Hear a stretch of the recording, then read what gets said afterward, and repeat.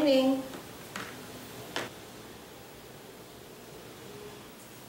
Kumusta ka na? Ano naman nangyari sa akin? Na-aksidente ka habang nagmamaneho. Nabangga ba ako? Hindi naman siguro. Pero parang sa puno kaya ata tumama.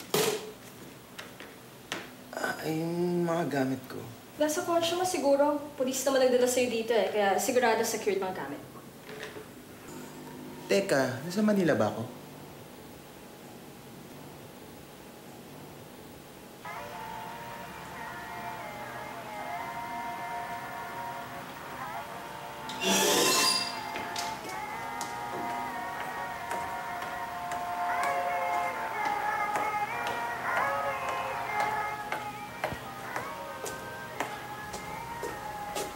Marie, kumusta na?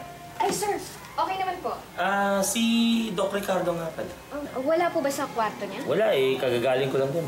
Baka po may inaasikaso. Ganun ba? Matatagalan pa kaya siya? Ay, hindi ko lang po sigurado, sir. Ganun ba? Sige, di ba, iti-text ko na lang. Pakisabi na lang na invited siya sa inuman mamaya sa grill. Sige po, sabihin ko po. Don't forget, ha? Thank you. Uy, Marie, sino yun? Yun yung businessman, di ba nadaya? Daw? Ewan ko ba? Sino yung nahanap niya? Si Doc Ricardo. Ha?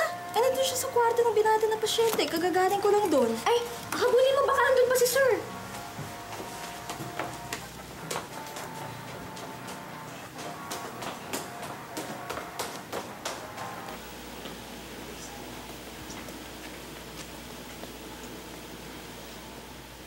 Bukas na po ang laban ni Manny Pacquiao at Oscar De La Hoya, no? Sino naman kaya ang mananalo sa tunggaliang ito? Bukas natin ito malalaman, pero ngayon, tungo na isang kanta. Ay, Doc! Maliw naman tayo ng konti. Kakadaan lang po ni Sir Remy. Baka po maabutan niyo pa siya. Si Remy? Bakit daw? Pinapasabi po niya na invited daw po kayo sa inuman mamaya. Alam ko na yan. Sige. Gutom ka? Medyo. May bangus pa dyan sa ref. Si Jun kailangan na ng bagong uniform. Bakit? Hindi ko nakasya yung suit niya ngayon.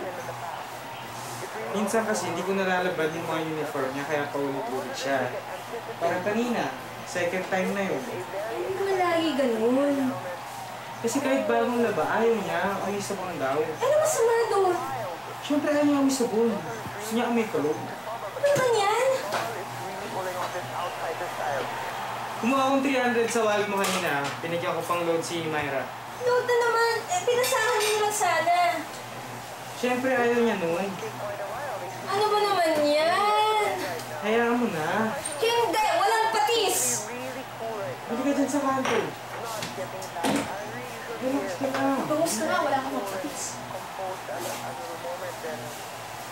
Nga pala, Harriet, nasaan yung anak ni Alan? Kailan? Bukas daw. Ano daw sabi niya? Siyempre, ano na, nangingil na. Pero yung upa na naman, di ba? Lahat na yata eh. Kailangan nila ng pera, kasama ng utang siguro ba? Eh, lang naman yung alis ako this month eh.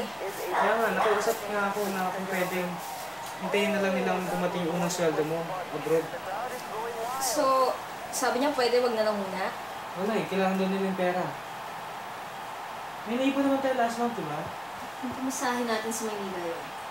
Hindi na. Mahirapan pa kami, sasama kami sa airport.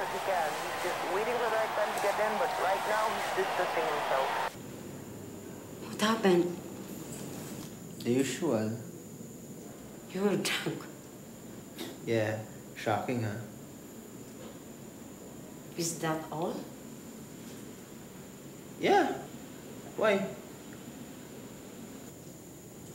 Was it cocaine? Or shabu? Or what? Okay. I'll contact your Tito Billy. I'll find a way to fix this. Tsaka, yung daddy mo may kaibigan naman sa PNP. Aayusin ko to. Pero ayusin mo sarili mo. I'll talk to your doctor. Nagbaboxing pa rin ba yung bata? Hindi na eh. Matagal na raw hindi. Kargador na lang dyan sa palengke. Eh, ano sabi ng coach niya? Inassure lang niya ako na hindi siya magsasalita.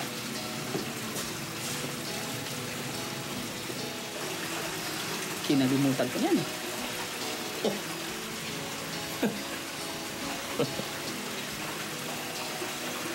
Well, pinilit ko. Pag hindi mababaliw ako. Hindi ka lang sanay. Nasa palengke na ba yung bata? Oo, kargador nga siya doon. Pero binabati naman niya ako pag nagkakasalubong kami. Malaki lang talaga pusta kong pera sa laban niya. Kaya kailangan niyang matalo. Hindi naman siya natalo. Nag-forfeit siya. Kasama sa deal yun. Kaya nga grateful ako sa'yo. Kasi kung hindi dahil sa'yo, hindi ako mananalo sa pustang yun. Ano nga ba yung ginawa mong rason? Injury sa ankle. Yun. Masama ba talaga ang injury niya? Well, as you may have heard, nabubuking na ako. Actually, yung kaso ko ngayon hindi directly related dun sa ginawa natin. Pero yun nga, sabi ng abogado, pwede ka nilang kuning witness para mag-testify na hindi lang isang beses ako nandaya. Gusto ko lang siguraduhin na hindi ka magsasalita. Under oath ako siyempre. Natural. Pero hindi ka pa rin magsasalita. Eh, paano kung magtanong sila ng mga details? May I remind you, kung ibubuking mo ako, ibubuking mo rin ang sarili mo. I'm going to end up bringing you down with me. Kung malalaman nila na nadaya lang sumapos ako sa boxing, malalaman nila kung paano ko ginawa yun. At paano ko nga ba ginawa yun. Sa tulong ng mga misdiagnosis mo. Isang beses ko lang yung ginawa. Pero ginawa mo pa rin. You worry too much. I asked you to lie before. And I can ask you to lie again. Siya pala. May live screening ng laban ni Pacquiao de la Hoya dito bukas. May ticket ako. Gusto mo? Hindi na. Okay lang. Nasa hospital ako bukas ng umaga eh. Alis ka na? Oo. Basta tandaan mo. Hindi sa tinatakot kita. Sundin mo lang pinag-usapan natin. O Jun, ba't gising ka pa? Sige na, huwag ka magpapapuyat. Di bale, dadala akong pasalubong. Sige na. Bye-bye. Love you.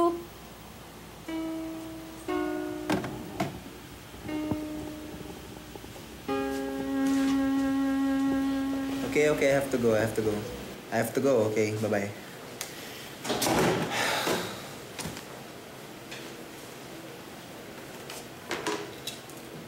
Sino yun? Daddy ko. Eh bakit parang galit ka? Bibisita ba tatay mo dito? Hindi. Sorry pakialamera lang kasi ako. Kasi kung pupuntang tatay mo dito, edi ako na lang maghahatid sa kanya para hindi siya maligaw. Ako lang kasi mag-isa sa nurse station kanina. Hindi siya dadating. Okay. Wala naman pakailam yun eh. Hindi naman siguro. Tinawagan ka nga eh. Ngwari lang yun. Pero, sanay naman ako eh. Lumaki nga ako, wala siya lagi. Trabaho. Mga business trips. Meetings, gano'n. Salamat ka nga, may trabaho siya. Dami dyan, walang trabaho, no? Siya naman, puro trabaho. Eh, ganun talaga. Actually, he can get up na.